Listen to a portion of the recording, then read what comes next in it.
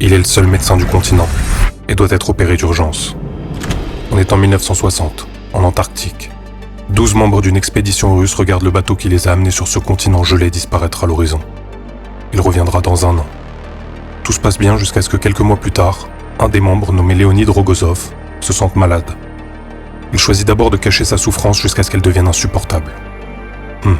Fallait qu'il contracte une appendicite maintenant. Une bête inflammation d'un organe inutile, au moment où il n'y a personne pour l'opérer. Enfin, personne d'autre que lui finalement. Car s'il est certain de son diagnostic, c'est parce qu'il est le chirurgien de l'expédition. Le seul et unique médecin sur ce maudit continent où rien ne vit. Bon, il va devoir s'opérer lui-même. Nous sommes le 30 avril 1961. La nuit est infinie. La base est secouée par des rafales de vent. Et Léonid a enfin averti ses collègues de sa situation. Évidemment, c'est la panique. Il leur dit quoi faire, et eux s'exécutent, courant dans tous les sens pour évacuer tout objet futile de la pièce, mais aussi stériliser le lit et les instruments. Seuls 3 hommes restent avec lui pour l'assister dans sa démarche.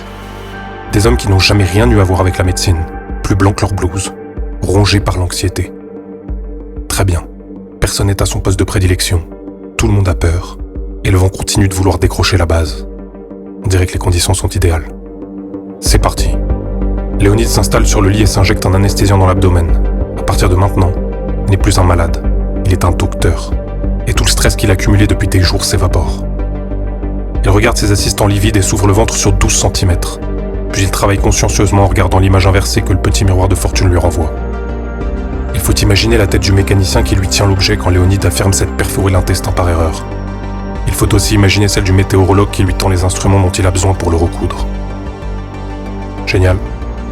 Du temps perdu, et du sang à perte de vue.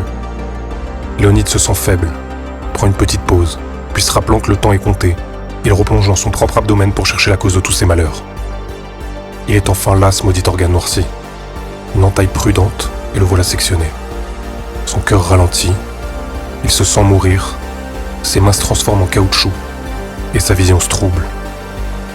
Il ferme les yeux, un instant, et quand il les rouvre, il réalise que s'il est encore en vie, c'est qu'il a réussi. Le malade, enfin le chirurgien, retourne à ses entrailles, s'injecte un antibiotique et referme la plaie, pendant qu'un photographe intervient pour immortaliser le moment. Et quel moment!